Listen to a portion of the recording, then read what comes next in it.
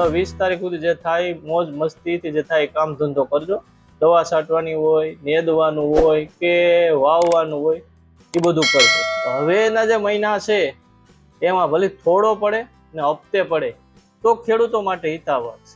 બાકી 45% તો હાલો હતો, શરૂઆતમાં પહેલો હતો અને ચોમાસું ચાલુ થયું હતું એટલે 45% પડી ગયો એટલે ચાલી ગયું.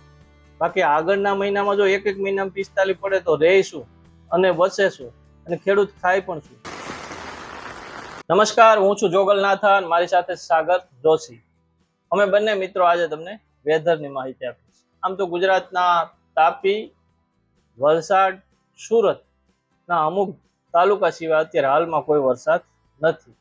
પરંતુ કેટલાક મિત્રો, અમે આગળનો એક વિડીયો મૂક્યો અને ઘણા બધા મિત્રોનું સરસાવો થઈ, ઘણા કોમેન્ટે કરી, સારી કરીને ખરાબે કરી કે શું છે શું નહીં વગેરે વગેરે. તો મને એમ થયું કે હું બીજો બી વિડીયો બનાવું. મારું એક કહેવાનું છે કે અમે આજે કે જોઈએ છે આ બધા વેધર રિપોર્ટ છે, વિન્ડી છે કે સેટેલાઇટ પિક્ચરો છે કે બીજા કંઈ વેધર લિસ્ટ જેટલા બધા મેટ્રોલોજીસ્ટ છે વગેરે વગેરેના જે બુલેટિન વાંચ્યું હોય, જોયું હોય, એનું તમને કન્ક્લુઝન કહેતા હોય છે. હવે હાલની તકે ગુજરાતમાં કેટલાક લોકોનું એવું કહેવાનું છે કે 13 તારીખ આસપાસ એક સિસ્ટમ બનશે અને આ બંગાળની ખાડીવાળી સિસ્ટમ છે એ ગુજરાતમાં વરસાદ આપશે અથવા કે ધમરોડ છે. આવા સોશિયલ મીડિયામાં ઘણા ફીંગા ફીંગા હાલતા હોય છે. મારે તમને એવું કેવું છે, જો આ એક આખો નકશો છે, તમે આ નકશો જોશો ને તો તમને ખબર પડી જશે. આ દેશનો નકશો છે આખે આખો, અને આપણે જે નીચેનો આ ભાગ છે ને એ બંગાળની ખાડી છે. અહીંથી જે સિસ્ટમ આવશે એ સિસ્ટમ તમે જો ને તો પૂર્વના રાજ્યોમાં જશે, એટલે કે પૂર્વ તરફ જશે. પૂર્વ તરફ એટલે સમજો ને મધ્ય પ્રદેશ, ઉત્તર પ્રદેશ અને એ બધો આખો પટ્ટો છે ને એમાં વરસાદ. આ વરસાદ આપણે ગુજરાતના આવે એવી કોઈ શક્યતા નથી. ઓરિસ્સાનો ટસોટસ જે હાલે છે ને આ આખું પૂર્વમાં. બંગાળની ખાડીવાળી જે વાત છે, કેટલાક લોકો કહે છે કે ભાઈ આવશે ને તેમ. કદાચ બહુ અસર થાય ને તો આપણા એકાદા જિલ્લાના પૂર્વના જિલ્લાઓ જે છે ને એમાં અસર થશે. હું તમને જો આ બીજું જો આ નકશો જો, ગુજરાતનો નકશો જો, મધ્યપ્રદેશની સિસ્ટમ આવી હોય ને એ સિસ્ટમ ભાવનગર કે અમરેલી કે એ ત્યાં સુધી એટલો બધો કરંટ ન આવે, બરાબર. એટલે જો એ કોઈ એવું વાત કરતું હોય કે આ જે મધ્યપ્રદેશ વાળી સિસ્ટમ છે બંગાળની ખાડીમાં એ ગુજરાતને 13 તારીખ પછી ધમરોડ છે તો થોડીક અતિશયોક્તિ છે, આટલું બધું છે નહીં. હવે બીજી વાત એ છે કે હાલ ગુજરાતમાં વરસાદ છે કે નહીં, તરહની માહિતી આવે છે. બીજી વાત આ તમને હું એટલું કહું છું, ગુજરાતમાં તમે જો આ નકશો જો, આછા બધા વાદળો છે. કોઈ પણ ચોમાસું આપણે ત્યાંથી પ્રસાર થાય તો ભેજ તો રહેવાનું, વાતાવરણમાં ભેજ હોય. તમે ખેડૂત છો તો સમજી શકો, સવાર સાંજ તમને એમ લાગશે કે વાદળાઓ થશે, વરસાદ આવશે.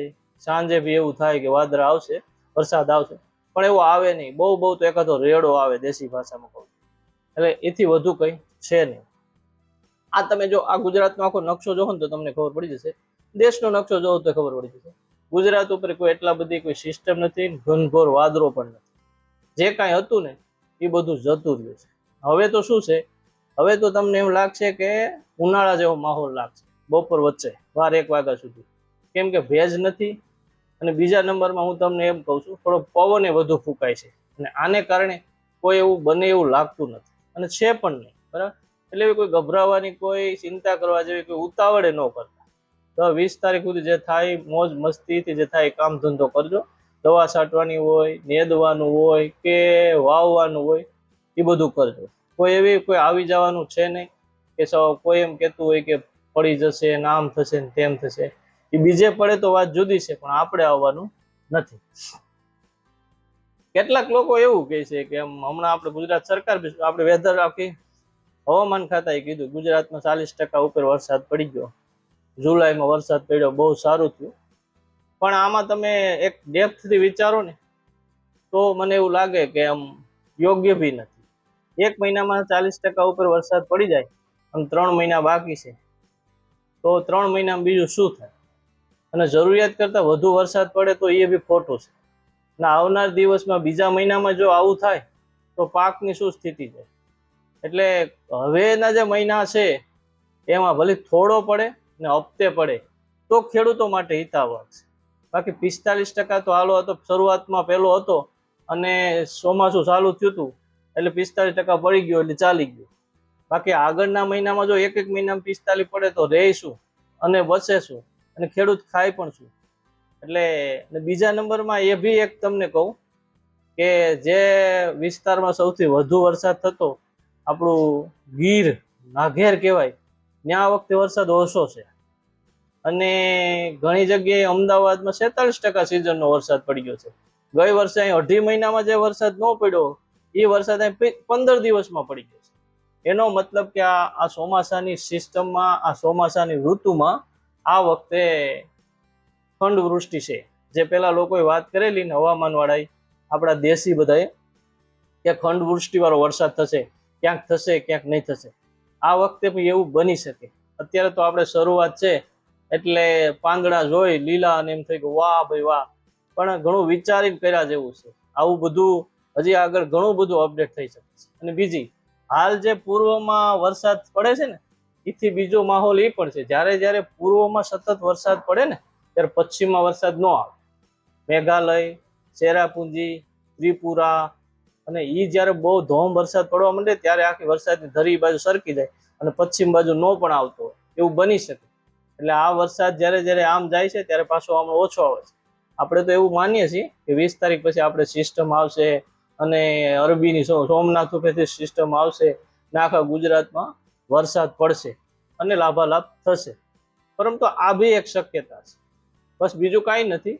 અત્યારે કોઈ ચિંતા કરવા જેવી જરૂર નથી. સવાર સાંજ કોણ જાણે એકાદા વિસ્તારમાં એક ઝાપટું પડી જાય, બાકી કંઈ બીજું લાંબુ છે નહીં, બસ. અને બીજી એવી વાતો તમને કહું કે તમે જે વિસ્તારમાં રહેતા હોય, જે કંઈ ખેડૂત હોય, જે કંઈ વાવતા હોય, હાલને તકે બધું સબ સલામત અને વાવી દેવું, કાઢી લેવું, ઓલું નિંદામણ કરી દેવું યોગ્ય છે. આગળ તો 20 તારીખ પછી ખબર પડે. અને હવામાનની કોઈ નવી કોઈ માહિતી હશે તો અમે તમારા સુધી પહોંચાડતા રહેશું, સામાન્ય અર્થમાં, સાદી ભાષામાં તમને સમજે જાય એવો અમારો આ પ્રયાસ.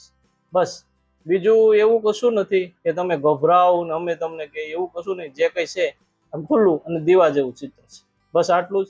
ફરી અમે ખેડૂતોને અમારી પોઝિટિવ વાત કરી યુટ્યુબ ચેનલ છે, 300 કરતાં પણ વધારે વિડીયો છે, સફળ ખેડૂતોને અમે વાત કરી છે. તમે એમાં બી જોજો. આખા ગુજરાતમાં અઢળક ખેડૂતના ઇન્ટરવ્યુ કર્યા છે, ગામડે ગયા છે. અમે 15-30 કરતાં પણ વધારે પરંપરાગત જે ખેડૂતો છે, હવામાનની આગાહી કરે છે, એમાંના બી ઇન્ટરવ્યુ કર્યા છે. તમને અમુક વસ્તુ શીખવા મળશે. જો તમે ખેડૂત છો ને કંઈક કરવા માંગો છો, સારી ખેતી કરવા માંગો છો, કંઈક આગળ બનવા માંગો છો, તો અમારી ચેનલ જોવી મને એમ છે તમને ફાયદાકારક રહેશે. બસ આટલું જ. જય ગરવી ગુજરાત. ફરી કોઈ નવું અપડેટ હશે તો અમે તમને કહેશું. બાકી આજ વાદળા અને આજ પવન અને આજ સિસ્ટમની વાત કરવાનો કોઈ મતલબ નથી. Thank you. જય હિન્દ.